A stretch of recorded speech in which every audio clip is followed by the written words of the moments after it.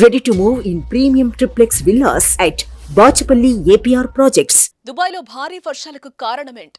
పచ్చదనం అంతంత మాత్రంగానే ఉన్న ఎడారిలో వర్ష బీభత్సం వెనుక ఏం జరిగింది?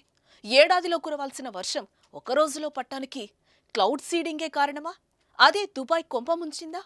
దుబాయ్ను భారీ వర్షాలు ముంచెత్తాయి. వానలు, వరదలు అంటే పెద్దగా ఎరగని ప్రజలు ఇప్పుడు అల్లాడిపోతున్నారు. గత 2 రోజులుగా కురుస్తున్న వర్షానికి నీట మునిగింది దుబాయ్. ఎక్కడ చూసినా నీటి వరదలే కనిపిస్తున్నాయి. రోడ్లు, చెరువులను తలపిస్తున్నాయి. ఈదురుగాలులతో కూడిన భారీ వర్షాలకు జనజీవనం పూర్తిగా అస్తవ్యస్తమైంది. స్కూళ్లు, ఆఫీసులకు సెలవులు ప్రకటించారు.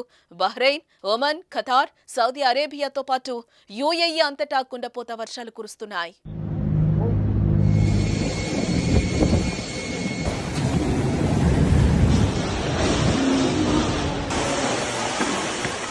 సోమవారం రాత్రి నుంచి మంగళవారం రాత్రిలోపు 142 మిల్లీమీటర్ల వర్షం కురిసింది. మెట్రో స్టేషన్లు, మాల్స్, రోడ్లు, వ్యాపార సంస్థల్లోకి వరద నీరు చేరింది. దుబాయ్ విమానాశ్రయం పూర్తిగా నీట మునిగిపోయింది. దీంతో 500కు పైగా విమానాలను దారి మళ్లించారు. భారత్, దుబాయ్ మధ్య నడిచి 28 విమానాలు రద్దు చేశారు. వర్ష బీభత్సానికి సంబంధించిన దృశ్యాలు సోషల్ మీడియాలో వైరల్ అవుతున్నాయి. ఎడారి దేశాల్లో ఏ స్థాయిలో వర్ష బీభత్సానికి క్లౌడ్ సీడింగ్ కారణమని వాతావరణ నిపుణులు అభిప్రాయపడుతున్నారు. విమానాలు, రాకెట్ల ద్వారా మేఘాల్లో రసాయనాలు చల్లి ఆ మేఘాలు కరిగి వర్షంలా మారే ప్రక్రియని క్లౌడ్ సీడింగ్ అంటారు. వర్షాలు తక్కువగా పడే అరబ్ కంట్రీలు ఎక్కువగా క్లౌడ్ సీడింగ్ చేస్తున్నాయి. పెరుగుతున్న జనాభాకు తగినంత నీటిని అందించడం, అత్యధిక ఉష్ణోగ్రతలను అదుపులో ఉంచడం, భూగర్భ జల వనరులను పెంపొందించడం కోసం క్లౌడ్ సీడింగ్ ను ఆశ్రయిస్తున్నారు.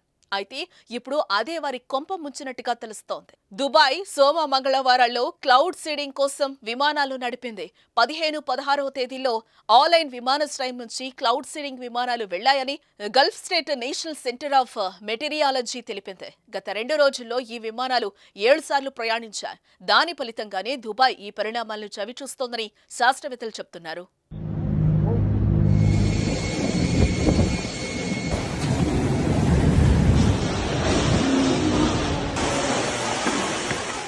సుమన్ టీవీలో మీ పర్సనల్ అండ్ బిజినెస్ ప్రమోషన్స్ కోసం కింది నెంబర్కి కాంటాక్ట్ చేయండి.